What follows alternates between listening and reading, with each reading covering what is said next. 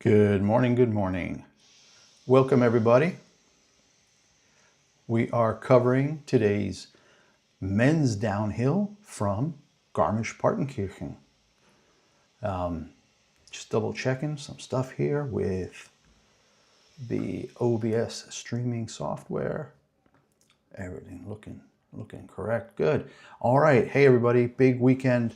A lot going on. We had the women's downhill yesterday from Soldoy in Andorra.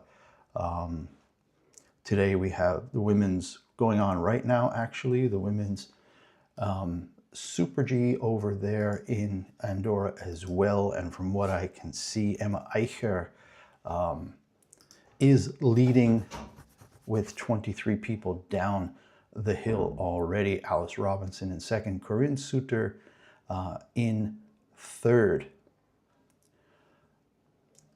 Yesterday, just again, we had that downhill, and it was Corinne Suter, who hasn't won in a while, but she did win the Olympics in 2022 and the World Championships in 2021, so no stranger to success. But yeah, she won yesterday, and now we have the men in Garmisch. It's getting everything up.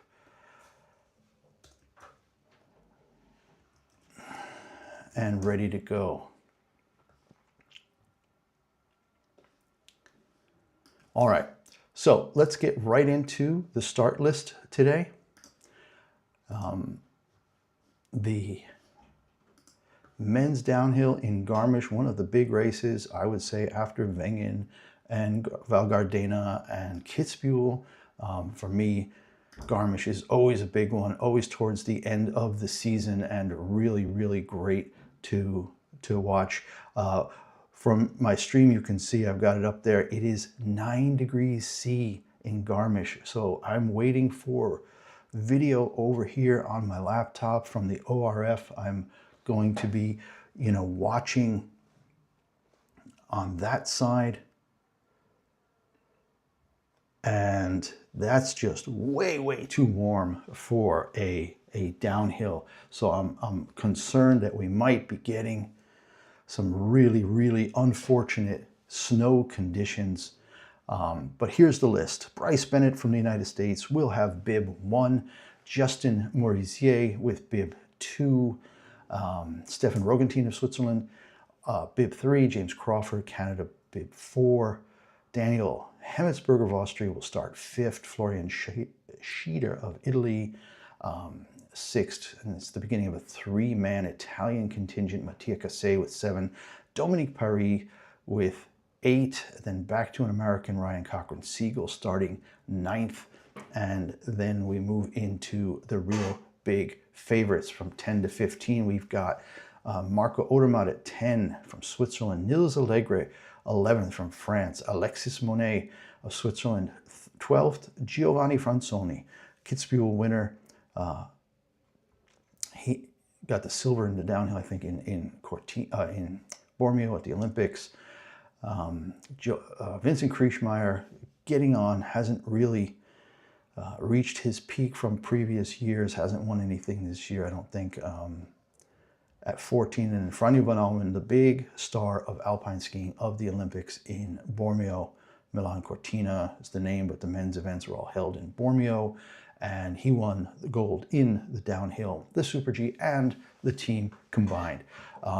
Surprised to see some of the favorites with such late numbers given the warmth and the fact that this could be a bit of a mushy experience on the slopes today in Germany. We will see how well that piste is prepared and ready for this. If there's enough shade, it might not be too bad. So, all right, after von Allmen at 15, Cameron Alexander of Canada, Niels Hintermann of Switzerland, Mia Horvath of Slovenia, Maxence Mousseton of France, and then Adrian Smith-Sierstedt of Norway, Raphael Hazer of Austria at 21, Adrian Théot of France at 22, Christoph Innerhofer, the ageless wonder, I think he's 41 years old. Benjamin Jacquet-Alliot at 24, he's moved up. We've seen some of his results. He was starting in the 30s and 40s earlier in the season. got himself all the way up into the second group, which is always an advantage. Stefan Babinski of Austria, 25. Alessio Migiano of Switzerland in 26. Blaise Giesendanner, 27 of France. Lars Rösti of Switzerland. Kyle Negamir, good top 10 at the Olympics, from the US at 29. And Simon Jocher, 30. And then we'll have Marco Schwarz, Ottmar Staudinger, Romet Baumann, who will be setting the record for the most career downhill starts. I think it's 167 will be his 167th start. So we're going to watch at least through him, just for the history being made as the man who has competed in more World Cup downhills than anyone else in history.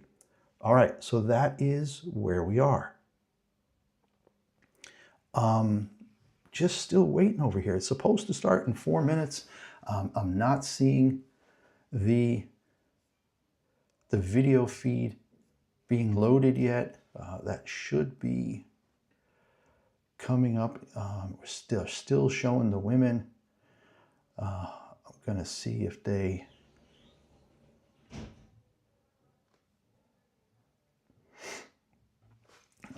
if they're gonna just use the women's feed and jump right over to the men. But here we will see when we're on waiting to start. 4 minutes to go. Forerunner has been down. Bryce Bennett will be number one to go down the course. The Austrian feed is showing start number 25 or 35. I think might even be 35 already.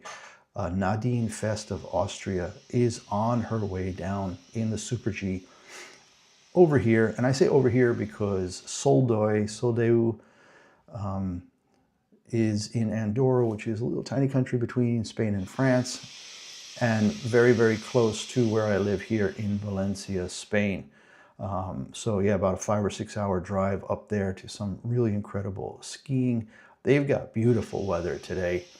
So hopefully there'll be sunshine in Garmisch as well. I don't know. It looks, the weather report said partly sunny. Again, the temperature said 9 degrees. So yeah, a bit warm, a bit way too warm. Anything over 0 is just not great for downhill skiing, I'll tell you that. Might be nice to have Bluebird Day and dress light and ski and be warm, but for racing, you want that icy, grippy kind of surface. You don't want to be sliding in slush. So yeah, women still going here. But my understanding is that we'd have a video transmission starting at 11:15. So let's see what happens there. Yeah, Nadine Fest, number 25, finishes 18th. So not much going on there. The men still not seeing. It says 11:15. FIS website says 11:15. And as you can see here, the FIS timing just says waiting to start. So the timing schedule, you see we have 5 sector times. Bryce Bennett has been dropped into the view, so we will be going. We will be going pretty soon now. Just got to see if there's any. So the women's one is over on the Austrian station. All right, we're going to get this right here. Bryce Bennett says next. He's going to be starting. The marquee scroller should be coming up any second there as he gets dropped in from that start weight position into this actually having started. Down here you can see it says next, and then it always switches to started. Again, 5 sector times, 2 speed traps. First racer at the start. So yeah, let's try to get some video going here, guys.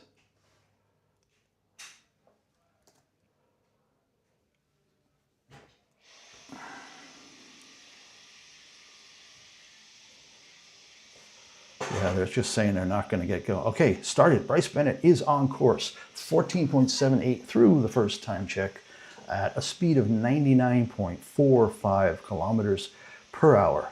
All right. Bryce Bennett, we all know, really tall. I think he's about 6'7". All right, I've got the live stream. It just popped up over here.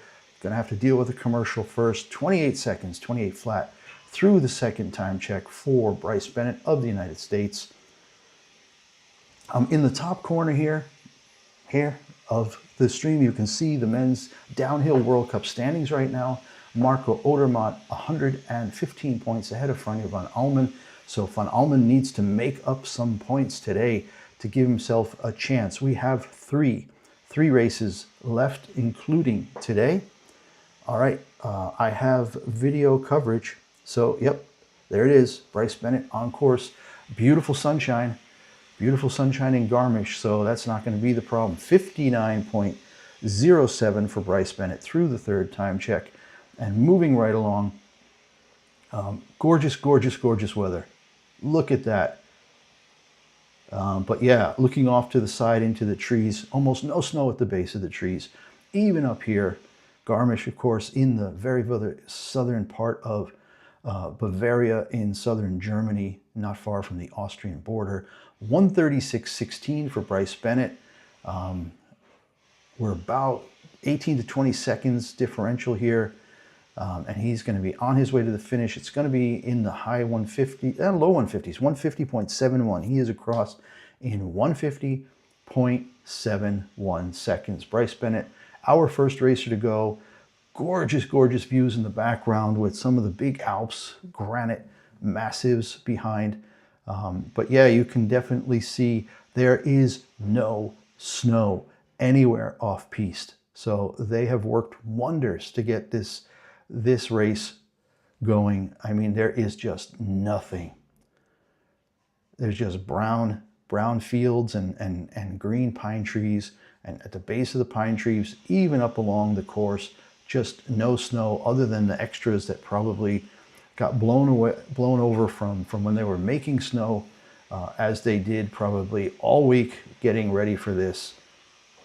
I know I was reading an article that they said it was going to be tough to get enough snow, but they clearly did it. Justin Murisier on course, and he is way faster than Bryce Bennett already at the second time check. 0.8 at the third time check now, 0.93 ahead of Bryce Bennett. So Justin Murisier clearly making his way down there very quickly and really sticking it to Bryce Bennett. He's got a good tuck, technically looks really, really good. Yeah, I've got a pretty big lag going on here, to be honest. It looks like it's close to a minute. Murisier now 119.06 through the fourth time check, which is 1.6 seconds ahead of Bryce Bennett, and now 134. So he keeps increasing his lead. It's up to 1.76 now. This is the Kandahar downhill course in Garmisch. Murisier going for broke. He's just unhinged. Wow, looking just crazy fast. What a run. And he is in 1.5 seconds ahead of Bryce Bennett. 149.14. So he very, very quickly breaks that 150 barrier. And he is in first place again, looking at the finish line here. Way too warm. People in just a light sweater, sleeves rolled up, sunglasses on. The fans are enjoying how comfortable it is there. You know, 9 degrees C in the sunshine. Probably feels even warmer. That's 48 Fahrenheit. It is the last day of February 2026. Yeah. Murisier putting his hands up in the air is like, how was I that much faster? Because like I said, he was kind of wild and crazy going down there at breakneck speed. So Stefan Rogentin on course now, and he is even faster still than Murisier. He's half a second up through the second time check in 26.83. So just one after another here. The hits keep coming.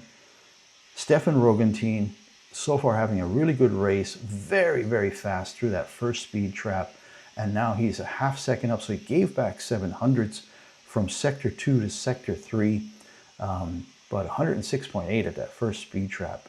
All right, through sector 4, he's losing a little bit, so I'm going to have to watch over here, see if he made some mistakes in that sector 3 to sector 4 section. All I can see is he's getting pushed out just a little bit on that double S turn there. But yeah, he's now 3700s. He gained another 700s. Final time check there, sector 5, 134.03. And he's on his way to the finish. Super speed, 113.79. And he is in more than half a second ahead of Mercier. So we have some big gaps in the first 3 racers this morning. We've got Stefan Roggentin, 5900s ahead of Justin Mercier, who's another 157 ahead of Bryce Bennett. So Bryce Bennett really did not have a great day. And yeah, Roggentin super fast in the bottom section. The last 2 sectors made up another 0.3 of a second. They've got 6 total sectors.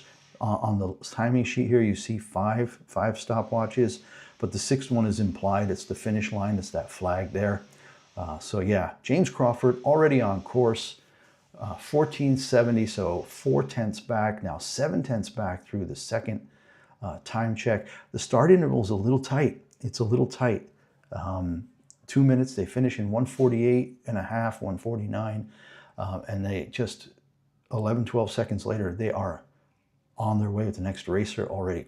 So Crawford now losing more time, 0.7 back through the second time check, and now 116 back. So he's between Mercier and Bennett, between 3rd and 4th at this point, but he just doesn't look good. He's very upright. He's hitting the turns way too early and then having to stay on the edge way too long. Doesn't look really efficient right now for James Crawford.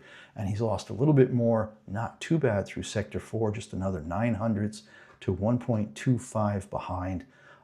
So Roggentin's time absolutely not in jeopardy. Yeah, again, Crawford here going over one of the waves, kind of a mini hill, not even a jump, and just opening up and getting so wide with his skis.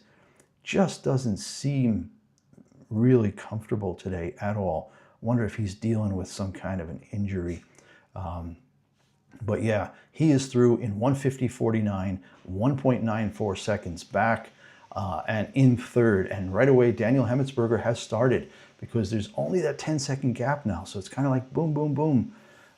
Everybody's just going. This is going to be a quick hour today to get through the first 30. And Daniel Hemmetsberger, 2800s back through the first time check. Super slow though, 12 kilometers an hour slower at that first speed trap. And that shows now because he's over 0.8 back after just the second sector time. Yeah, they're showing some repeats of Crawford there, and it just didn't look good at all. Hemmetsberger, 0.8 back. He's coming into the 3rd sector time check right about now. Should be any second. That comes at around 58 something. He'll probably be in the mid to upper 59s.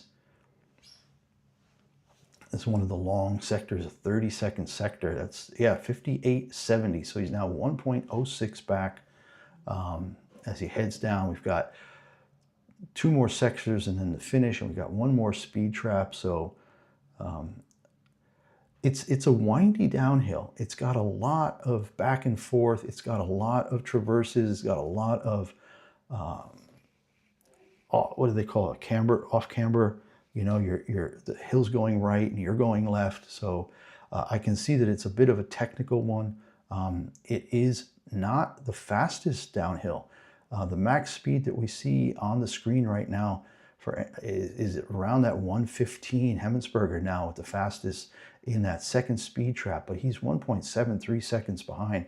So he'll be lucky if he finishes in 3rd here, if he can keep it together.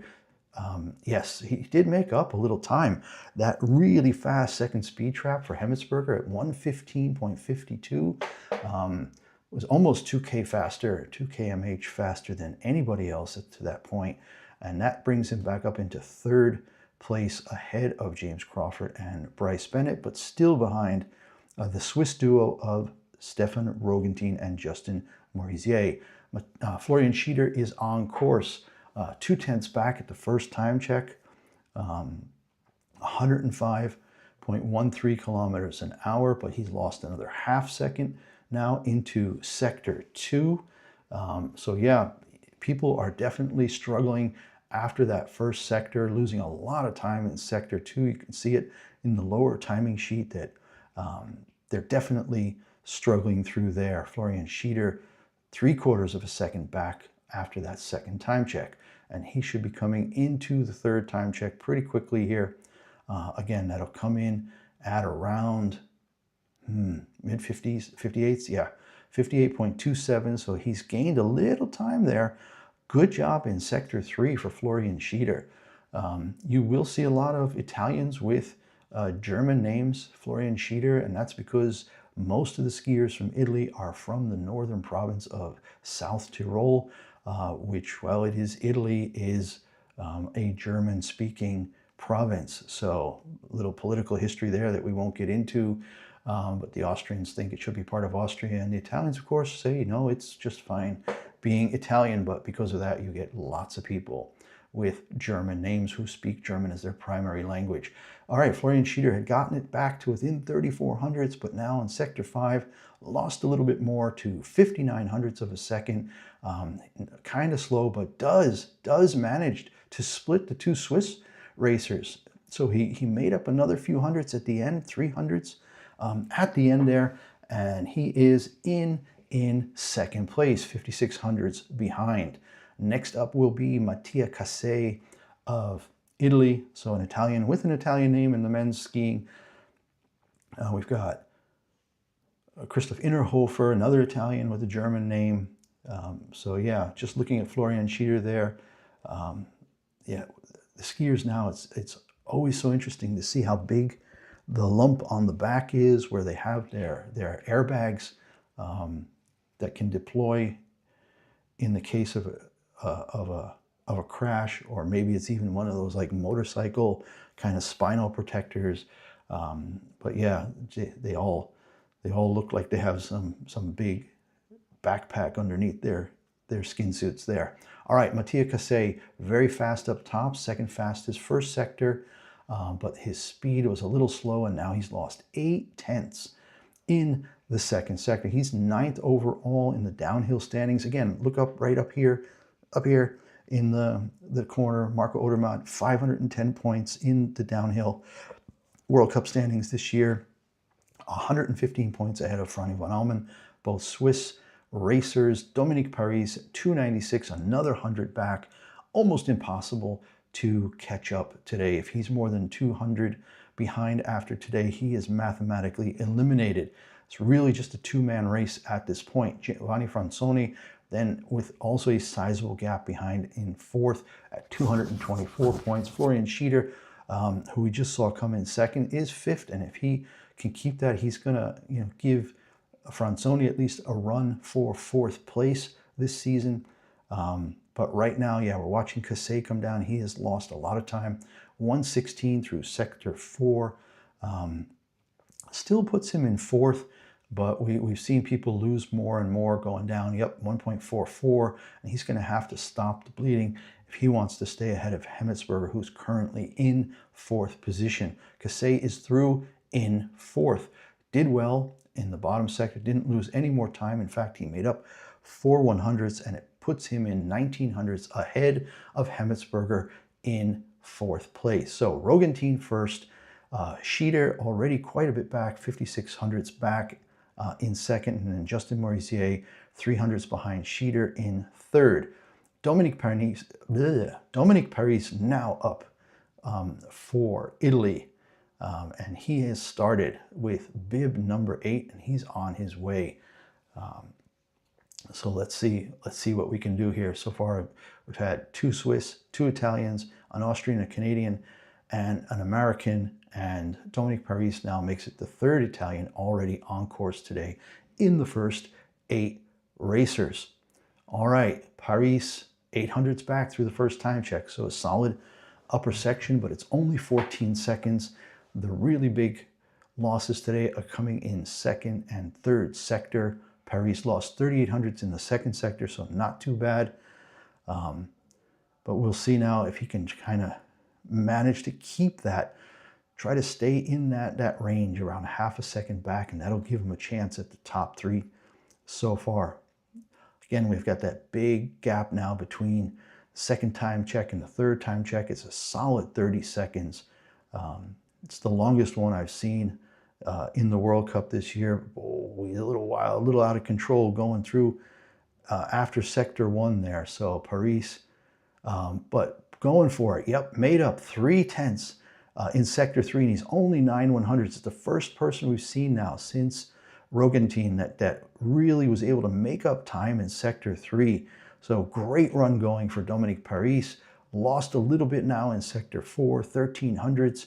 But yeah, he's just navigating these very, very tricky turns, everything on angles, nothing, you know, no straight lines here at all today. This is a very technical downhill, and he is keeping that differential, 2,800. So could very well finish second if he keeps this up. We'll see how fast he is now. A little slow through the second speed check, and he's in third. So he actually lost a little more time. And now we have this bunching. He missed out on second by 1/100th of a second. So Rogentin now up after 8 racers by 5,600s over Schieder, 5,700s over Paris, and 5,900s over Morisier. So really, really tight bunching around the podium positions here. And Paris will lose a little bit to Schieder there, but there's still 77 points difference between the two of them. Paris will do okay today if he doesn't lose much more. But yeah, there was a section there where he nearly got himself into a helicopter position. He was going around the left turn, and it took him so far out to the right. So a left turn with the hillside going away from him. Yeah, but a great run for Paris. He's not pleased. Game of hundreds of seconds today here for the podium positions behind Stefan Rogentin's dominance up to this point. Ryan Cochran-Siegler now 14.6 in the first. Puts him 3/10 back, lost a lot more in the second time check. So he's already 8/10 back. That takes him out of podium contention. Again, just beautiful, beautiful weather today. The course looks good. Even in the first turns, though, you can see just how much snow is getting pushed away on even the first turns that aren't that fast, just because I think it's just too darn warm today. All right, Siegler, not too bad through sector 3, only lost another 9/100ths. He's now coming through sector 4, and he's made up time. So a good middle section, sector 2, 3, 4 for, or 3 and 4 for Ryan Cochran-Siegler, 7/10ths back. So still has a chance. Yep, 6,100ths back. He is just 2/100ths behind fourth and only 5/100ths behind second place here. This is going to be really tight. Second fastest speed trap for Ryan Cochran-Siegler of the US, and he will come across the line now in second place. Holy crap. We've got 4 guys within 7/100ths now between second, third, fourth, and fifth. So Rogentin still a half second clear, 5,200ths clear of now second place Ryan Cochran-Siegler of the US, 400ths behind him Florian Schieder of Italy, another 100 behind him Dominique Paris of Italy, and then behind him just 200ths more Justin Morisier of Switzerland. So 4 guys within 700ths for the positions second through fifth right now. All right, Marco Odermatt on course. Now we're going to see what Stefan Rogentin's time is worth. Odermatt 10/100ths back at the first time check. Speed, second fastest so far. So he's doing all the right things. Let's see what he can do through the second time check, because that's where a lot of people lost time, and now we see people making up at the bottom. Yeah, Odermatt only lost 1,500ths in sector 2, so that is going to be a big advantage for him, because it seems like people are able to make up time after sector 2. So starting with sector 3, 4, 5, and down to the finish, people can make up time. Ryan Cochran-Siegel made up almost 4/10 from sector 2 down. And yep, Marco Odermatt made up 3/10 and is now first. 57.59 through the third time check puts Odermatt into the lead. And we all know that he's just so technically gifted. I mean, he's strong as hell, but he's technically incredibly gifted. And now we got that big lag. And yep, he's building out his lead through sector 4. That's the big one. No, this is the third sector is the long one. But he's now 3/10 up, 28/100ths up on Stefan Roggentin through sector 4. Coming into sector 5 now, half a second up. Marco Odermatt on a mission today to really, really solidify his claim to the World Cup standings in downhill. And he is going to cross the finish line now in 1:47.57, a whole second clear. This is a race of, big gaps in places and tiny gaps elsewhere. Marco Odermatt, a whole second clear of Stefan Roggentin, 98/100ths. And then third, fourth, fifth, and sixth, all within 7/100ths. So what huge gaps we have here today. Wow, that was stunning. That was absolutely stunning. Odermatt is just loving it. He's through. And he's just letting out a barbaric yawp. There you go. Disappointment of the Olympics. Don't think did he even get a gold? I don't think he did. I'm going to have to double check. Nils Allegre from France on course, 600s back through the first time check, 2500s back, 1700s back, through the second time check, having a really, really great run himself. Yeah, showing the replay of Odermatt over here, just how incredibly tight and strong through the turns. He did get a little funky on one of them where his left ski got out to the side and it was washboarding, but he knows that a 1 second advantage after 10 racers is huge. Okay, Nils Allegre, that big gap now, really doing great. Sector 3, he's only 1200ths back. Is it possible that the course is getting faster down below? And that's why these guys chose these numbers. It's hard to imagine with this temperature being this warm. Can't imagine that it would get faster. I would think it would get slushy.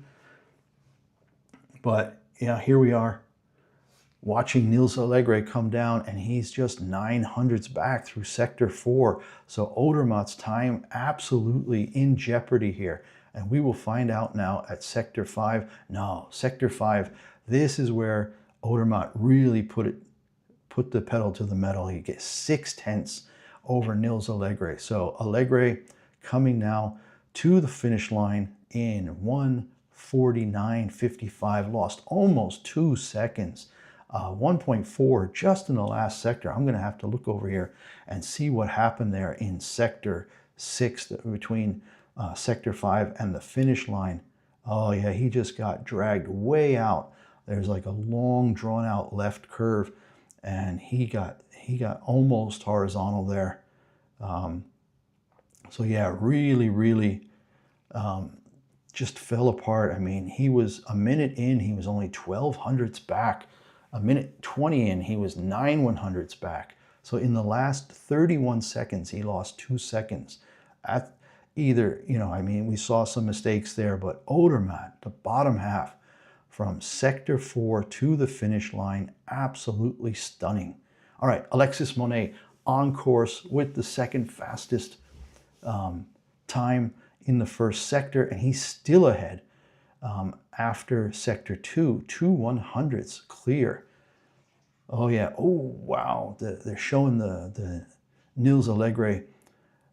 He got down, he actually sat on the back of his skis for a second, got compressed way down, and was able, just incredible strength in the legs to push himself back up. All right, Alexis Monet in first and going really well, a quarter of a second up on Odermatt. This is pretty stunning stuff. It's hard to imagine the course getting that much faster like this, but it does seem to be. And Alexis Monet now a quarter of a second up through 3 sector time checks. We should have the next one in just about a second. There it is. And he keeps increasing his speed. He's now half a second clear of Odermatt. But this is where Odermatt really, really made up all the time today. And now we're going to see, I think Monet, yep, he lost 3/10 already going into sector 5. He still has a 17/100ths advantage. But again, the bottom was where Odermatt was just unhinged. So fast, so good at those technical turns down at the bottom and just so strong. And here we go. Monet is through in second by only 4/100ths of a second. We have a three-way or a three-person sweep at the top right now for Switzerland. Marco Odermatt 4/100ths ahead of Alexis Monet. Stefan Rogentin a second back in third, and then fourth is already 1.5 seconds behind. Alexis Monet is going to be kicking himself. I mean, he's happy enough, 400ths, but 400ths is just nothing when you look at the gaps in this race. All right, Giovanni Franzoni, Kitzbühel winner, Olympic silver medalist, on his way. And fastest at the first time check, but by only 100th. That doesn't tell us a whole lot today. That first time check, it's the second one. And the third one where the races have been won and lost for most of the racers today. Odermatt, on the other hand, won it so far in sector 5 and then sector 6 to the finish. Franzoni now losing a lot of time in sector 2, lost almost 4/10. So puts him only 7th at this point. Got to see here what happened. My goodness. I mean, he looked fine in sector 1 out of the start house. Maybe a bit too technical for him. Maybe not enough balls to the wall like Kitzbühel was, where he won so convincingly. And there he is, 6/10 now. 6/10. He's still in as a good shot at third, but he's got to make up time at the bottom. And we've seen people can do that. And now we're going to see what he does from sector 3 on. Yep, he made up 1/10. Now only half a second back, so solidifying his third position right now. But can he make up more? You know, the bottom is faster. The bottom is faster, and it may suit him more. Coming into sector 5 now, no, he lost almost half a second in sector 5, and he's now a full second back, and even the podium may be out of reach now for Giovanni Franzoni. Such a great season, winning Kitzbühel, Olympic medal, but today is not his day, and he is through in fourth, only 1.2 seconds back, a time of 1:48.77 for Giovanni Franzoni. We still have the big favorite coming up soon. Vincent Kriechmeyer is next, not having a great year, but then with start number 15, we have Franjo von Allmen, the triple gold medal winner in the Olympics just 2 weeks ago. All right, Vincent Kriechmeyer of Austria on course. He's won Olympic medals, world championship medals, but really struggling this year. He is 6th in the downhill standings, but his gap to the leaders is just huge. So for him to only have 172 points in the downhill in a season, it's his worst season in a long time.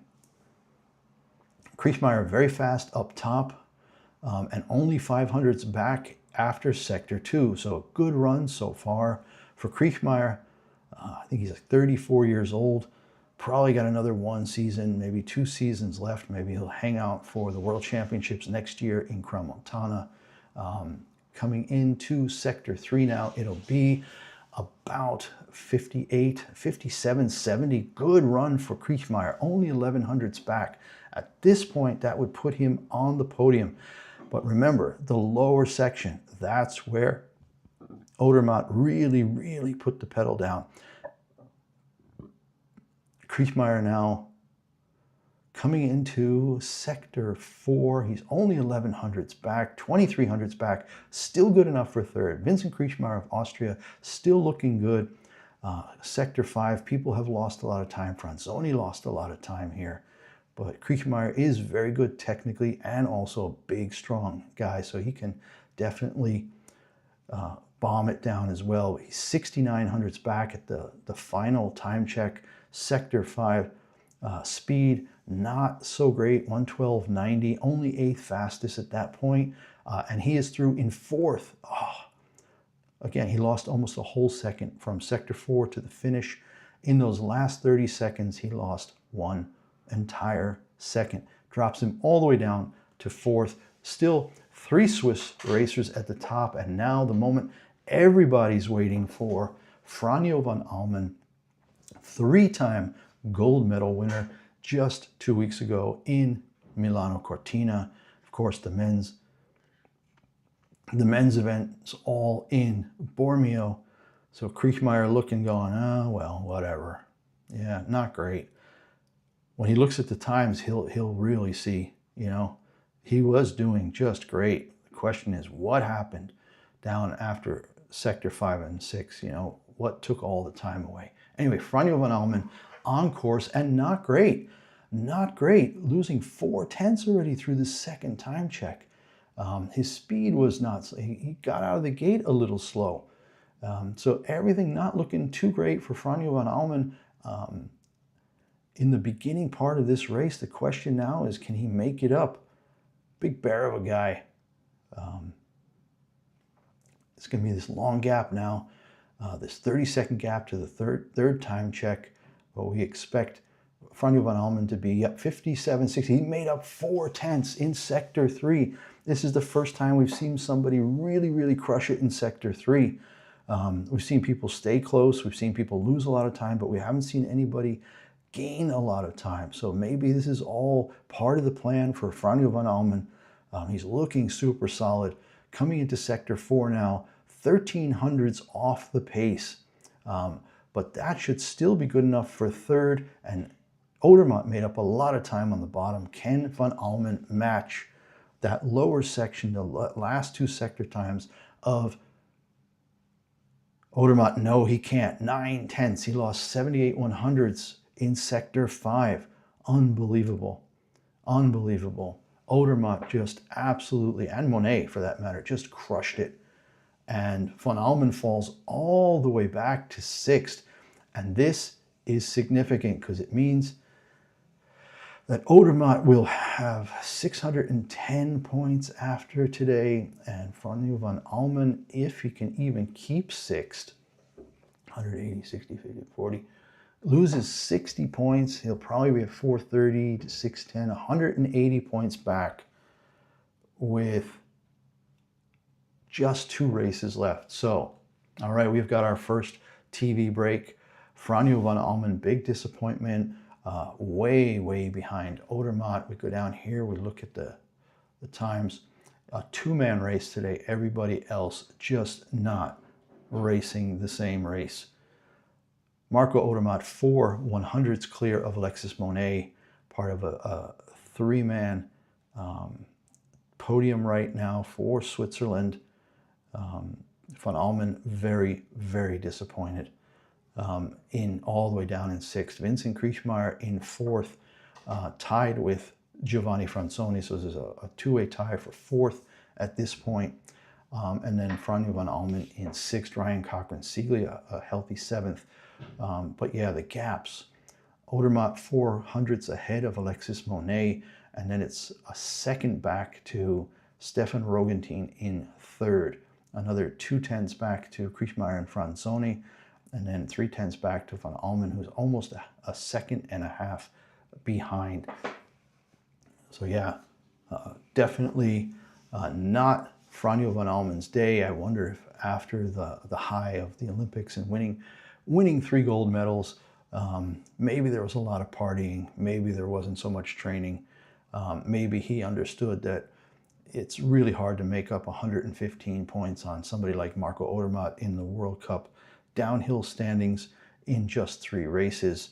But now it's looking like Odermatt He hasn't locked it up completely. Dominic Paris was in third. He has no chance anymore. It's over for him. Everybody else is mathematically eliminated from the downhill World Cup standings. Odermatt about 180 points clear, depending on what happens after. Be a stretch to see anybody break the top three, but von Allmen in sixth, such a bad race. Sector 5, he lost 0.8 of a second. 0.8. That would have put him third. And then he lost another half second in Sector 5. So 1.34 right there. He was only 1300s back. Yeah, there it is, Sector 4, 1300s back. After Sector 4, and then in those last 31 seconds, he lost 1.3 seconds. Just unbelievable. Unbelievable to see him lose that much time. All right, Cameron Alexander on course. We are back racing after the TV break, and he has lost almost a second through the first 3 time checks. So who's left up here that could make some noise still? Let's get we've got number 17 did not start, so will not start. Niels Hintermann is a scratch. Cameron Alexander losing time now, 1.2 seconds back. Mia Hrobat, Maxence Moussaton, technical people like Raphael Hazer and Seierstadt with 20 and 21. Innerhofer, always good at 23. Stefan Babinski and Kyle Negemir, 29, who's been on his way. And then Marco Schwartz on a technical course like this at bib 31 could be a dark horse to break into the top 6 or 7. All right. Cameron Alexander in 12th, 2.02 seconds back. Next up, Mia Hrobat of Slovenia.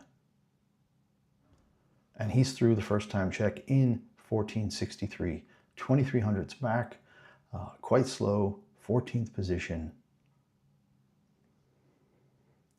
And losing time, lost almost another half a second back in Sector 2. So yeah, definitely struggling right now. Hrobat from Slovenia has had some great results over the years, but just not having his day today. So again, just beautiful images, great weather today. I just don't know if anybody else can ski except the ski racers today, because there's just no snow. You know, they must have really, really busted their asses to get this much snow made for the downhill course. We've got the Super G tomorrow. It'll be on the same course, so should be right back here tomorrow. I've got to check my schedule, but definitely want to be back again tomorrow for this weekend here on the Kandahar in Garmisch-Partenkirchen, Germany, down in the southern part of Germany near the Austrian border in Bavaria. Mia Hrobat, 1.7 back through the last time check, opening up a lot, just not fully committed today. Very, very technical. And he will come through now in 150, is he going to want 150 point something? 149.88. Mia Hrobat is through in 149.88, puts him 13th position, 2.31 seconds behind. All right, Maxence Moussaton, we've seen him show up sometimes and have great races, so still exciting to watch some of these. He's one of the younger guys still.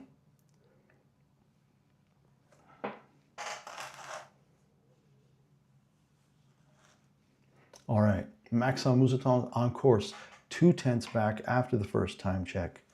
Water break, guys, water break. Just give me a quick second here as we watch Moussaton. Not losing too much, only 3900s back through the second time check.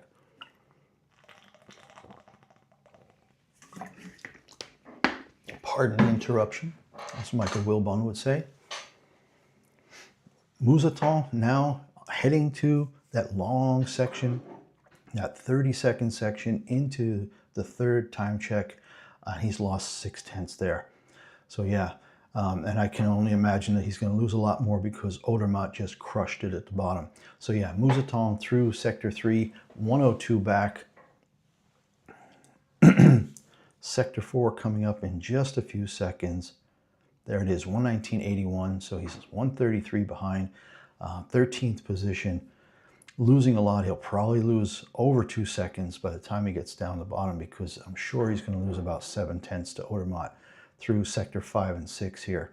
Just judging by what we've seen from the other racers and how good Odermatt was at the bottom. Yeah, 1.95 now at the final time check, sector 5. And then coming to the finish now, even his speed wasn't that great, 112, good 4 kilometers an hour off. Only the 13th fastest, and he's through in 16th position, so he lost a lot more. He lost 133 in the first 4 sectors and then 133 again in the last 2 sectors. So you can just see how much time people are losing to Odermatt down below. So 266, that puts him third last of the Finners. We don't have any DNFs today yet. We do have a DNS, Niels Hintermann of Switzerland. Only person not to start or to crash out, so a nice clean race so far. But Adrian Smith-Sejersted, a good technical racer, and he's in good shape. He's only 2,200s back after the second time check, so definitely something that racers like von Allmen in 6th need to worry about now. Sejersted could jump up here and mess up that 5th, 6th, 7th. You can see fourth is a tie, 1.2 behind. That's Kriechmeyer and Franzoni. And then von Allmen in 6th, 1.47. And Ryan Cochran-Siegley, 150 back. And Florian Schieder, 154 back. Sejersted did lose a little time, 0.4 in sector 3. Again, the question will be, can he hold it together and not lose more than 8 more tenths? Lost another 1/4 second through sector 4, but this is it now. I think everybody loses a minimum of 6/10, maybe 8/10, maybe more. Even people on a good run from sector 4 to the bottom. Yep, he lost 5,600s in sector 5, 142 back. I don't know if he can even make it into the top 10 now. There's such a density from 6th to 10th. Yep, and he lost another 0.7. He lost 1.21 from sector 4 to the finish line. Puts him at 207, which is 13th position. Unreal. You see a guy really crush it in the beginning, only 0.2 off of, Odermatt, and then to lose so much in the last 2 sectors. Unbelievable. Yeah, there's a real bunch from 6th, 8th, 9th, 10th, 6th to 10th, 5 racers all within 1/10 of a second. So they're showing Sejersted again, and on a hard right turn into the shade, he missed a little washboard thing there, and his left ski got bounced around. He had to do a lot of correction, and that's where he lost his time. All right, Raphael Haser on course, but losing so much up top already. Normally he's quite a good technical skier, but 0.5 second after the first time check, 111 after the second, 141 after the third. Not his day at all. Be lucky to finish within 3.5 seconds. Is anybody worse than 3.5 seconds back? No. Bryce Bennett, who started with number 1, 3.14 seconds back. So Haser hopefully will not end up completely last, but he's kind of on his way there. 177 through sector 4. Just not getting better for him.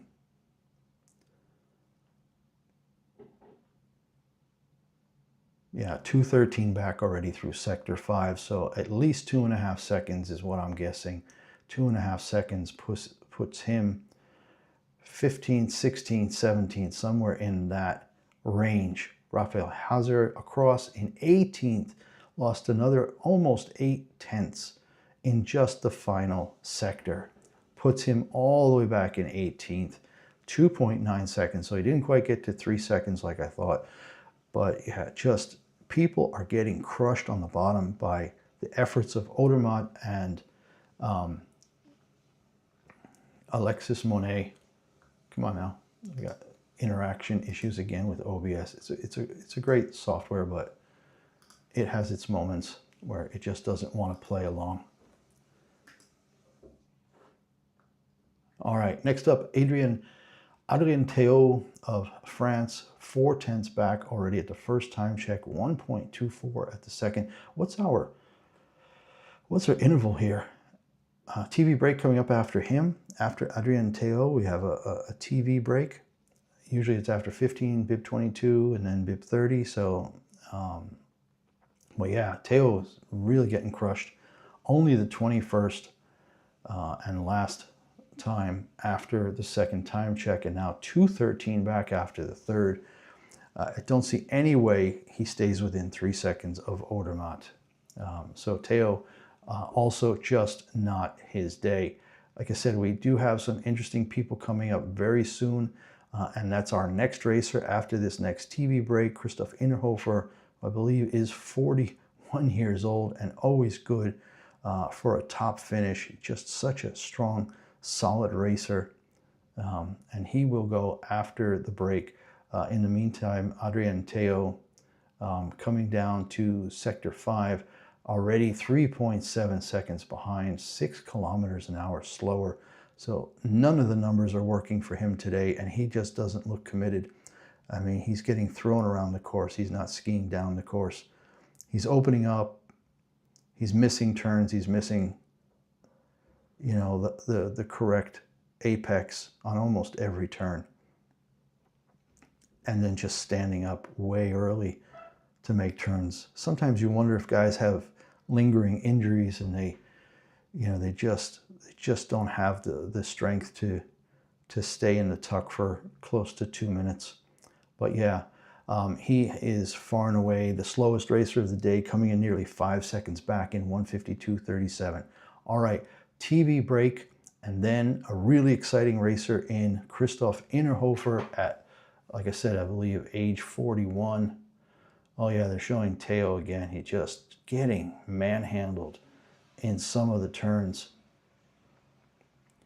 What they have done though is right off the course, even if you get pushed out, you are still not going to hit deep snow. So they've managed to definitely make sure that the entire course and all the edges around it are hard and smooth as best that they could. So yeah, definitely a good job by the organizers. We are back to TV break. I'm watching, the commercial is over. Next racer is at the start, Christoph Innerhofer.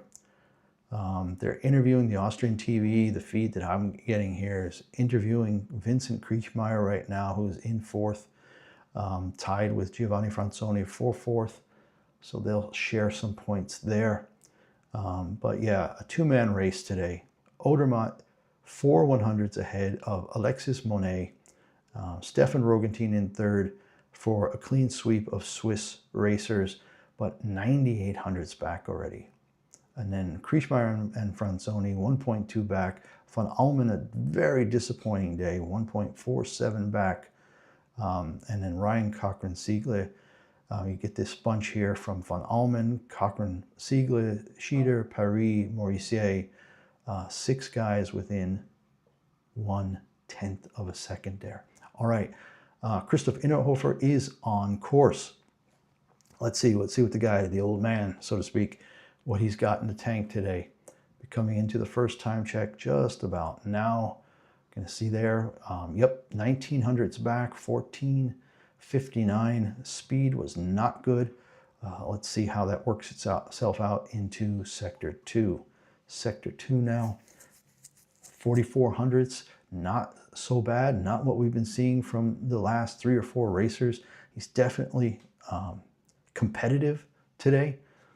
Let's just see if he can keep it together, sector 3 here, keep it around 6/10 or 7/10, so that when he loses time, he'll end up in that bunch between 6th and 10th if he can keep it together now in sector 3. This is, again, the big one. This is this 32nd. Come through there in 57, some 58. So he lost another 2600ths. Under 2 seconds. What does that get you today? It might get you 11th. Let's see how he does in the lower section here. Form looks good. He's aggressive. He's attacking. Tight tuck. Always love to watch him ski. Such a great skier. Such a great career. 113 back. He's still holding it together. Trying desperately not to lose too much time. He can't afford to lose more than another 6 or 7/10 if he wants to be in the top 10 is probably even out of reach now. Yep, 1.63 back. But there's a gap to 11th. Nils Allegre currently in 11th, 1.98 back. Innerhofer may just not quite make that. And then there's also a bit of a bunch between. Oh yeah, he lost a whole nother 6 or 7/10. Wow, 8700ths. Innerhofer, 8700ths in the final sector. He was doing okay. And just, wow, 15 seconds to lose almost a whole second. It's unheard of. But yeah, it just, the finish is not super steep. And he just had no speed. He was 5 kilometers an hour slower, only 18th fastest in the second speed trap there. So he's looking, going like, yeah, that sucked. But no, technically he looked really good. He was doing well. He's being aggressive, just nailing the apexes.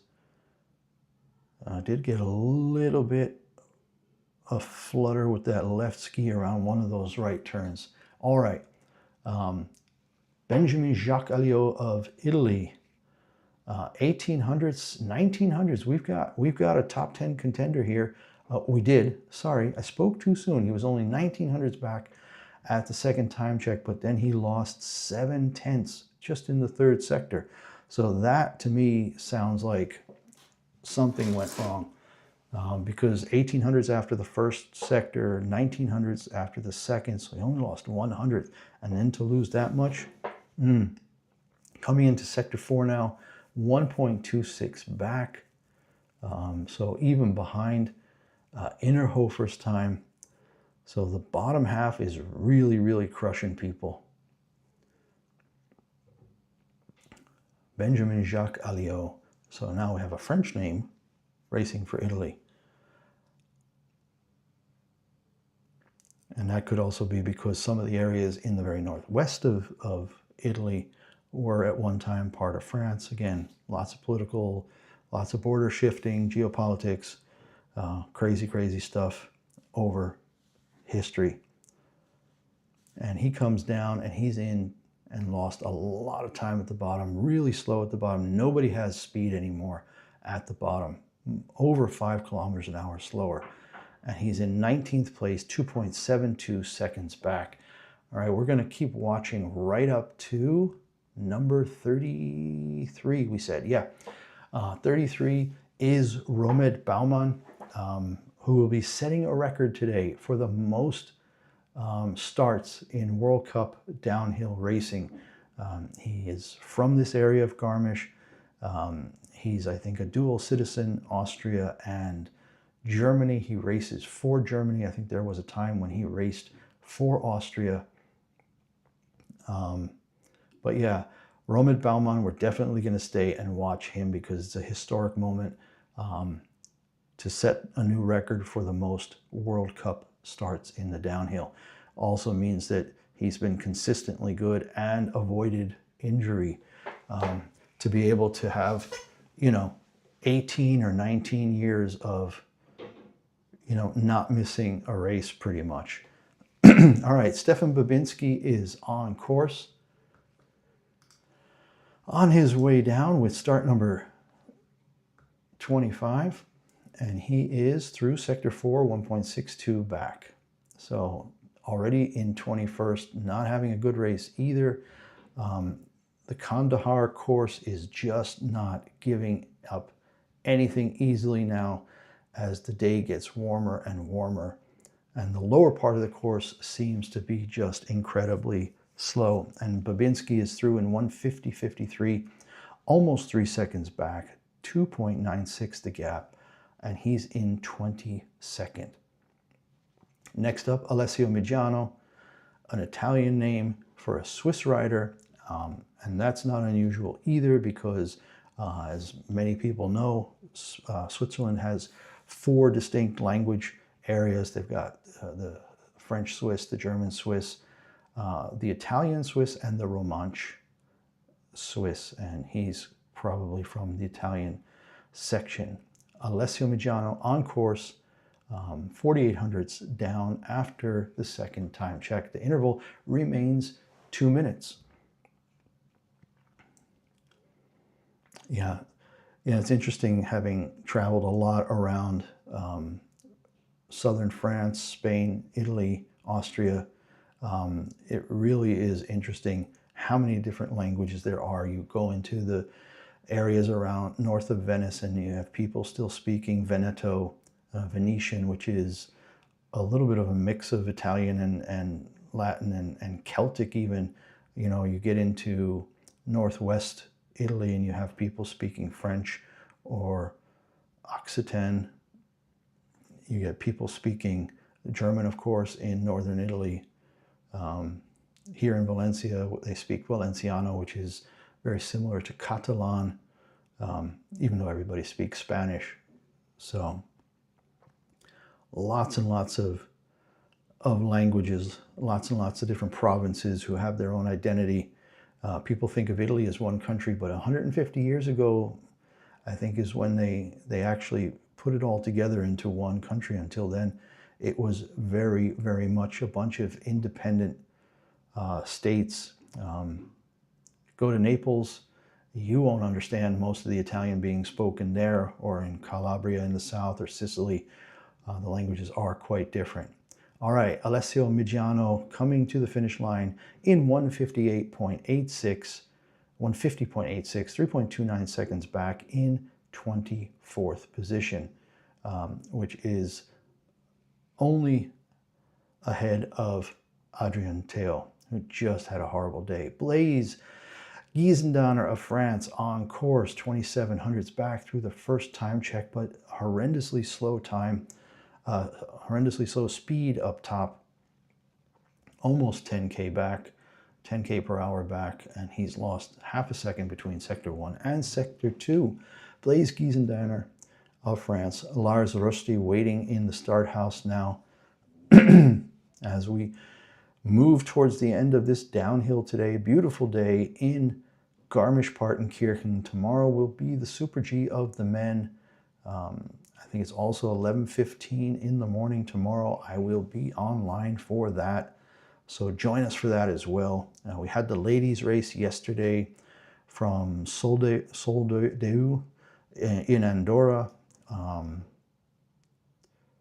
Corinne Suter winning that race, Emma Eicher 4th, Emma Eicher winning today. So that's going to help her quite a bit in the overall World Cup standings, but I don't think it's what she really cares about. I think right now is the Downhill Cup, because in the absence of Lindsey Vonn, who was leading by a lot in the women's downhill standings, Emma Eicher is poised to be able to take that crystal globe from Lindsey Vonn in absentia. We all know the story. There's actually the big news the other day about Lindsey Vonn saying that there was fear that they would have to amputate her lower leg. That's how bad her crash was at the Olympics. 6 surgeries later, they had opened her up. Compartment syndrome was a thing. They had to slice open both sides of that left shin just because there was so much damage done.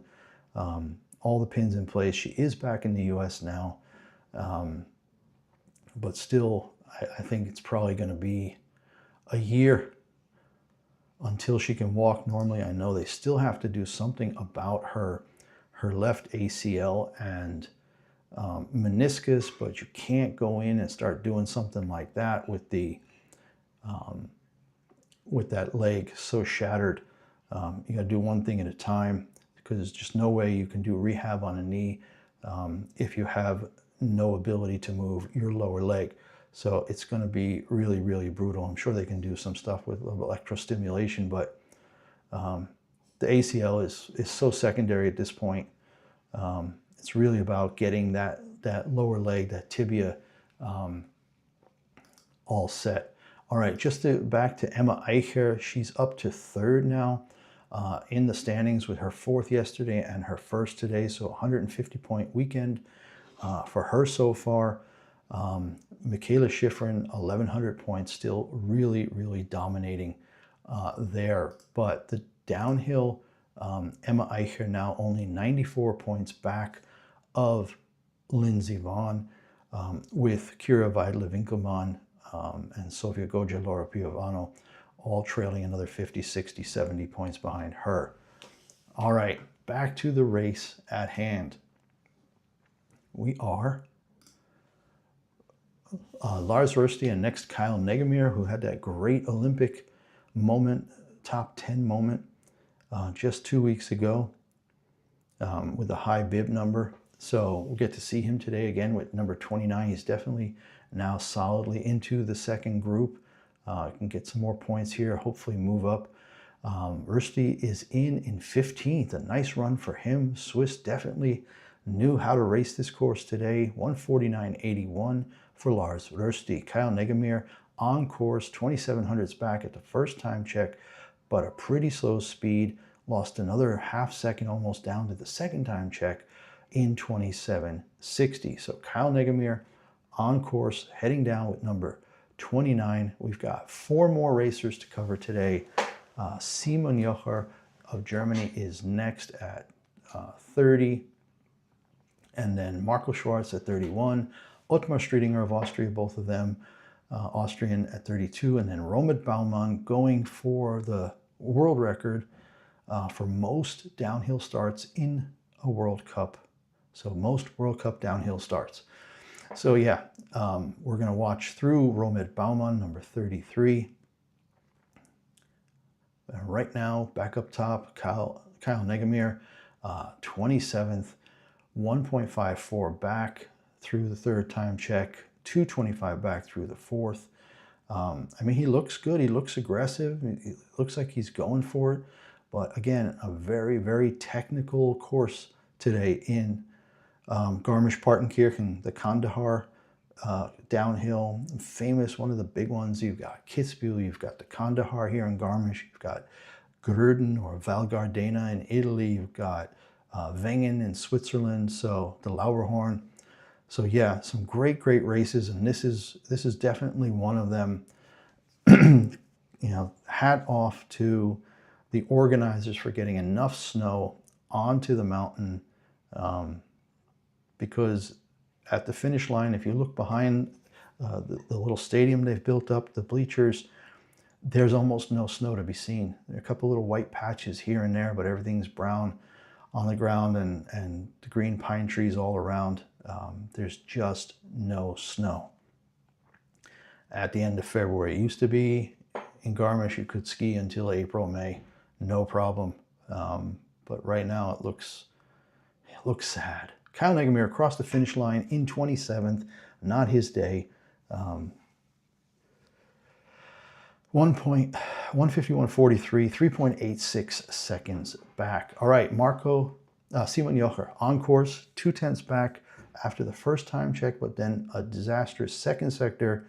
I want to see if something happened here, that he got pushed around, went off course a little bit, because yeah, he almost lost it at about 18 seconds, back almost into a sitting position, and then had to try to brake and correct before the next turn. Was able to do that, but lost a lot of time and speed. So Jocher now 1.6 back after the third time check. Just not going great. Yeah, just such a race of big gaps today. The first two very tight, but then third place almost a full second back. and only 11 people within 2 seconds today, which is unusual because we've seen races where we've had 11 people within 6 or 7 tenths. So yeah, a tough one today. Again, very warm, 9 degrees C, 48 Fahrenheit at the start, which is just way, way too warm. You know, they had a lot of snow in Austria and Germany a week ago, but now when it gets followed up by such incredibly warm weather, everything just melts so fast. Okay, Simon Jocher is through in 1:50.95. That's 27th. So he actually ends up just ahead of Kyle Negemir. 1 spot ahead of him, but almost half a second ahead of him. All right, Marco Schwarz.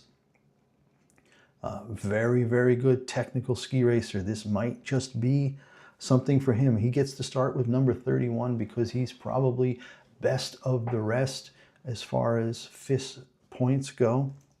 Let's see, where is Marco Schwarz in the World Cup standings? Marco Schwarz 8th overall with 500 points. So yeah, he's a good racer. We got a TV break, so let's just look. 8th place overall. Missed out on a couple slaloms recently where he did not qualify for the second run in Schladming and did not finish the second run in Kitzbühel. But 500 points for him this year in 8th place overall. Let's see, I think it's probably mostly in giant slalom.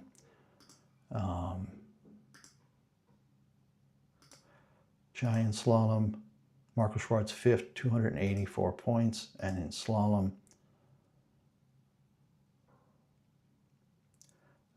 I guess it's Super G. He's got to have some points in Super G.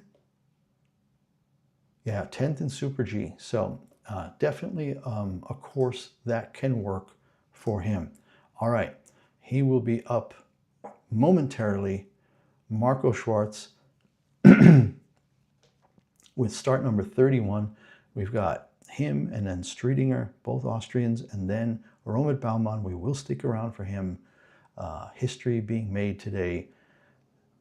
Romet Baumann will compete in his 167th downhill over his long career, and that will set a new record.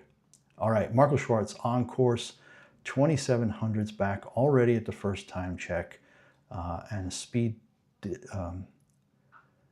differential of almost 5 kilometers an hour, but very fast now through the second section. He is technical, gained 300ths of a second, only 2400s back.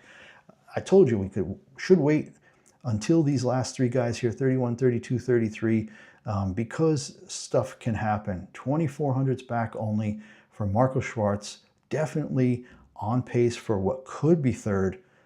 He's looking really good. Again, it's a technical course.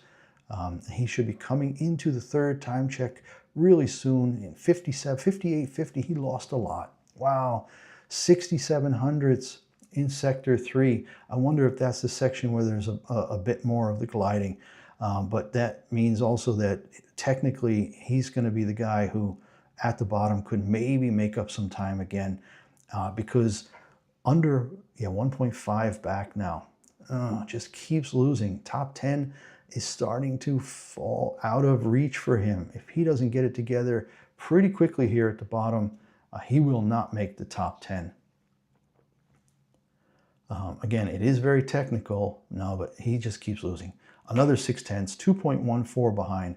Again, what seemed like a really promising race after the second time check, only 2400ths behind, has gone south for Marco Schwarz. And he's in 24th only, 296 behind in 1:50.53. So again, what looked like a really good race, not so good after all. The time interval is now down to 1:30, so Ottmar Striedinger is on course already, and through sector 2, 1.2 seconds behind, so not competitive either. We're waiting for Romet Baumann with start number 33. He is in the start house, he is waiting, but yeah, the gaps are getting, the time start gap is the interval is down to 1:30, so that means they're starting somebody before the previous guy has finished. Streetinger now 1.676 back after sector 3, and he's probably going to end up a solid 3 seconds back. So we're going to start to see, actually here on the screen, we're going to see Roman Baumann's times start to pop up before Streetinger is finished. So you'll have Marco Schwartz's finishing time, Streetinger's interval times, and 1 interval time for Baumann. There you can see it. Roman Baumann has started. Streetinger now at the final sector time, sector 5, over 3 seconds back, 10 kilometers an hour slower. It has gotten very, very slow. And there you go. Baumann through the first time check, 33 hundredths back. Streetinger finished in 151.62, 30th position, 4.05 behind. All right, Roman Baumann, 8 kilometers an hour slower, a whole second slower at sector 2. The slope is just not giving them anything to work with anymore.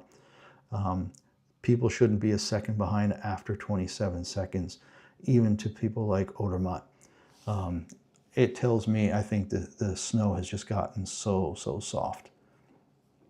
All right, Baumann, this is his world record run. Great to see it. What a long career. 167th downhill World Cup start, most in history. So we've seen some history today. That's really, really cool to have seen this happen today. And after that, we're going to call it for the day. Got to get somewhere, got to do some stuff. Thanks for joining. We'll see you again tomorrow for the men's Super G. Let's just finish watching Roman Baumann. He's now 2.5 seconds back through the 4th sector timing check. Brody Seeger already on course for Canada with bib 34. Roman Baumann 3.5 seconds back. Very, very slow time, 11.5 kilometers per hour slower at the final speed trap. And yeah, he's quite wide open. He wants to get down. He doesn't want a DNF in his world record breaking race. No, he DNF'd. No. In the last 10, 15 seconds, I got to see what happens here. Oh my gosh, he was going so, oh, he missed a gate. He missed a gate. He didn't crash. It looks like he just missed a gate. Oh, man. Well, 167th start. Unfortunately, a DNF for Roman Baumann. And he is waving to the home crowd. Let's see what happens here. I'm just watching. He hit something. He hit something. It's like his skis went over something and it just knocked him off to the right, and there was nothing left to do to make the left turn that came after that. So Odermatt giving interviews now with his narrow victory over Alexis Monet. A sweep for the Swiss. The podium is all Swiss today. Odermatt in first. Alexis Monet in second, just 4 100ths back. Stefan Rogentin in third, 98 hundredths back, a huge gap back to third place. Vincent Kriechmeier and Giovanni Franzoni tied for fourth, 1.2 back. And then Franjo von Allmen in sixth, almost 1.5 seconds behind. All right, that's it for today, guys. Thanks for joining. We'll see you tomorrow for the men's Super G, 11:15. Don't miss it. See you then. Bye-bye now.